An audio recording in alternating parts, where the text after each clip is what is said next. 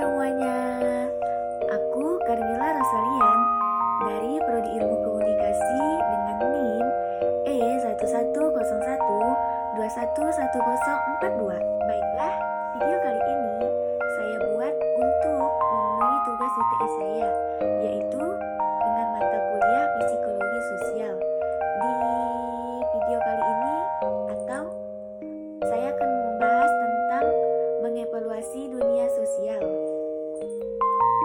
Yang pertama adalah hubungan sikap tingkah laku dan bagaimana mempengaruhi tingkah laku tersebut. Ada beberapa faktor yang dapat mempengaruhi kekuatan hubungan antara sikap dan tingkah laku tersebut. Beberapa di antaranya adalah berhubungan dengan situasi, di mana situasi tersebut dapat dilakukan. Selain itu, berhubungan dengan sebuah aspek terhadap sikap itu sendiri dapat kita ambil dari sebuah hubungan antara sikap dan perilaku seseorang, yang ujung-ujungnya menghasilkan sebuah sikap atau pandangan terhadap tanggapan orang tersebut.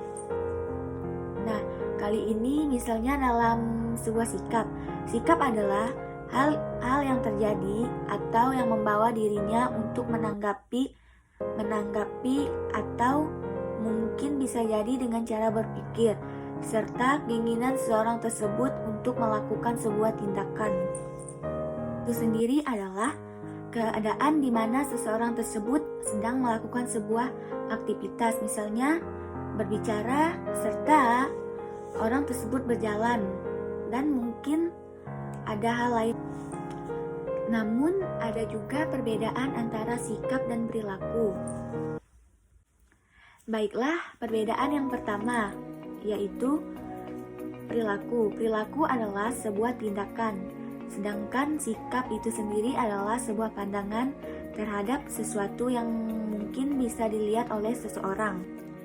Baiklah, perbedaan yang kedua yaitu perilaku adalah sebuah akibat, sedangkan sikap adalah sebuah awalan. Perilaku adalah sebuah tujuan, sedangkan sikap itu sendiri adalah sebuah rencana yang mungkin akan terjadi. Contohnya nih, misalnya ketika seorang manajer melihat bawahannya kurang pendidikannya, maka dari situlah seseorang manajer berpikir lebih keras lagi sehingga dia memberikan sebuah pelatihan khusus untuk bawahannya yang kurang pendidikan tersebut. Dan mungkin karyawan tersebut yang telah diberikan sebuah pelatihan khusus untuk kedepannya akan bekerja secara profesional untuk sebuah perusahaan. Nah, perilaku itu sendiri dapat diukur, sedangkan sikap tidak dapat diukur. Nah, contohnya nih dapat kita ambil dari misalnya ketika kita membuat sebuah laporan. Misalnya laporan seperti laporan hasil rapat kita pada hari ini. Dan mungkin ketika kita membuat sesuatu atau sebuah program. Keterbatasan situasi mungkin membatasi kita untuk mengekspresikan sikap kita secara terbuka. Selain itu, kita cenderung untuk menyukai situasi yang mengizinkan kita untuk mengekspresikan sikap kita. Hal ini sendiri mungkin memperkuat pandangan kita. Beberapa aspek itu sendiri dapat menjembatani hubungan antara sikap dengan tingkah laku. Termasuk dari aspek ini sendiri adalah sifat dari sikap tingkah laku atau bagaimana sikap itu terbentuk.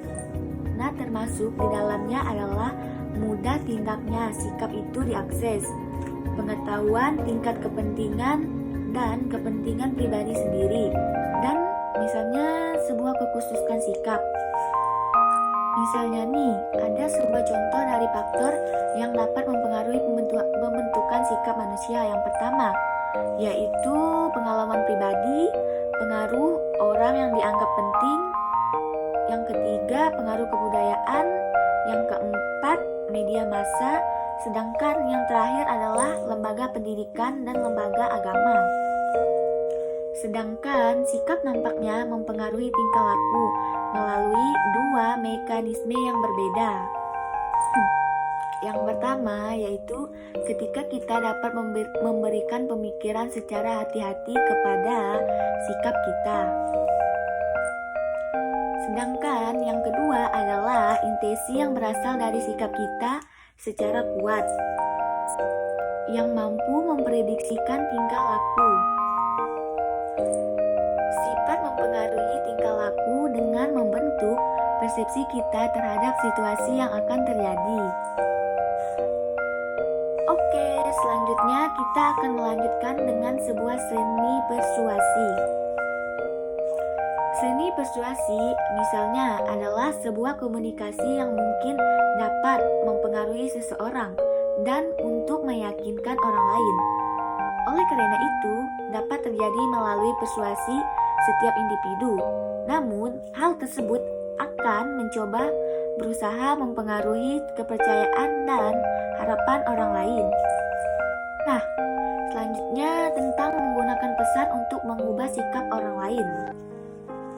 Contohnya nih, misalnya pengirim pesan bisa menyajikan pesan dengan meningkatkan sebuah keterlibatan penerima pesan tersebut terhadap isi pesan yang kini dapat mengubah perilaku sikap seseorang tersebut.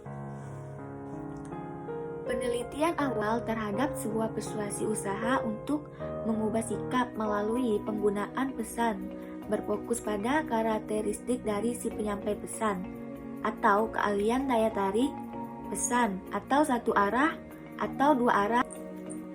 Semakin banyak penelitian yang akhirnya memahami bahwa kognitif berperan dalam persuasi. Penelitian tersebut menunjukkan bahwa kita memproses peran persuasif dengan dua cara yang berbeda melalui pemrosesan sistematik yang melibatkan perhatian terhadap isi pesan atau melalui pemrosesan heuristik. Nah, selanjutnya kita akan membahas tentang disonansi kognitif. Misalnya nih, merujuk pada sebuah mental seseorang yang nyaman saat menghadapi dua keyakinan nilai atau nilai yang berbeda. Sehingga disonansi kognitif itu sendiri telah lama menjadi sebuah teori yang sampai kini mempengaruhi dalam keilmuan psikologi sosial. Nah, ada beberapa contoh tentang disonansi kognitif. Yang pertama, seseorang tetap merokok padahal dia tahu bahwa sebenarnya rokok itu berbahaya dan dapat merusak bagian organ tubuhnya dan tidak baik juga untuk kesehatannya. Contoh yang kedua yaitu ada seseorang yang mengatakan sebuah kebohongan, namun ia tetap percaya dan meyakinkan dirinya bahwa dia sedang mengatakan hal yang sangat baik. Nah, selanjutnya contoh yang ketiga adalah ada seseorang yang mengatakan bahwa pentingnya olahraga sehingga olahraga tersebut baik untuk kesehatan. Namun, ia sendiri tidak melakukan hal itu sehingga perilaku ini dikenal dengan hiporiksi atau kemunafikan. Adapun penyebab munculnya disonansi kognitif adalah yang pertama, tekanan dari pihak lain. Disebabkan karena terjadinya sebuah unsur paksaan atau sebuah tekanan yang dihindarinya. Misalnya nih, ketika seseorang tetap kerja ke kantornya meskipun di tengah banyaknya kasus yaitu seperti pandemi COVID-19, ia terpaksa karena takut dipecat dan demi mempertahankan penghasilan bulanannya. Yang kedua yaitu tentang informasi baru. Misalnya nih, ketika kita menerima sebuah informasi baru yang kini dapat menimbulkan kondisi disonansi kognitif dan muncullah rasa tidak nyaman dalam dirinya. Sedangkan yang ketiga yaitu keputusan yang diambil. Misalnya nih, kita sebagai manusia akan terus mempunyai beragam keputusan. Salah satunya di saat kita dihadapkan dengan dua pilihan yang sama-sama kuat. Misalnya, padahal kita tahu bahwa keputusan tersebut sangat penting untuk dirinya, tetapi dia harus memilih salah satunya. Mungkin kita akan mengalami yang namanya disonansi sosial. Nah, misalnya nih, seseorang tersebut menerima dua tawaran pekerjaan, yaitu satu pekerjaan di dekat rumahnya sendiri dan satunya lagi berada di luar kota, bahkan dengan gaji yang lebih tinggi. Mungkin ia akan bingung untuk mengambil sebuah keputusan di antara dua pekerjaan tersebut, karena ia merasa dua pekerjaan itu sangat-sangat penting untuk dirinya. Misalnya nih, ketika dia bekerja ke luar kota, dia akan jauh dari keluarga. Sedangkan ketika ia bekerja di rumah sendiri, mungkin ia bisa berpikir bahwa dia tidak punya pengalaman pekerjaan yang jauh lebih baik. Disonansi kognitif adalah sebuah keadaan yang tidak menyenangkan terjadi ketika kita menyadari bahwa ada diskrepansi antara sikap-sikap kita atau antara sikap tingkah laku. Penelitian mengidentifikasikan bahwa hal itu menghasilkan sebuah efek negatif. Disonansi seringkali terjadi dalam situasi yang melibatkan induced forecast complaints, kebutuhan di mana kita didorong oleh sebuah faktor internal untuk mengatakan atau melakukan perbuatan yang tidak konsisten dengan sikap kita yang sebenarnya. Situasi tersebut, perubahan sikap dapat dimaksimalkan ketika kita memiliki alasan yang cukup untuk membuat kita melakukan tingkah laku yang berlawanan dengan sikap. Alasannya adalah yang semakin kuat atau lewat yang lebih besar menghasilkan perubahan sikap yang lebih kecil. Efek usaha minimal hasil maksimal. Disonansi dapat didorong melalui perasaan munafik atau hiporkis, mendorong individu untuk menyatakan sikap atau tingkah laku tertentu secara terbuka dan kemudian mengingatkan mereka bahwa tidak selalu bertingkah laku secara konsisten. Dengan hal tersebut dapat menjadi alat yang ampuh untuk menyebabkan sebuah perubahan yang menguntungkan pada tingkah laku. Disonansi nampaknya menjadi sebuah aspek universal dari pemikiran sosial, tetapi kondisi terjadinya dan taktik yang dipilih individu untuk mengurangi hal tersebut tampaknya dipengaruhi oleh faktor budaya.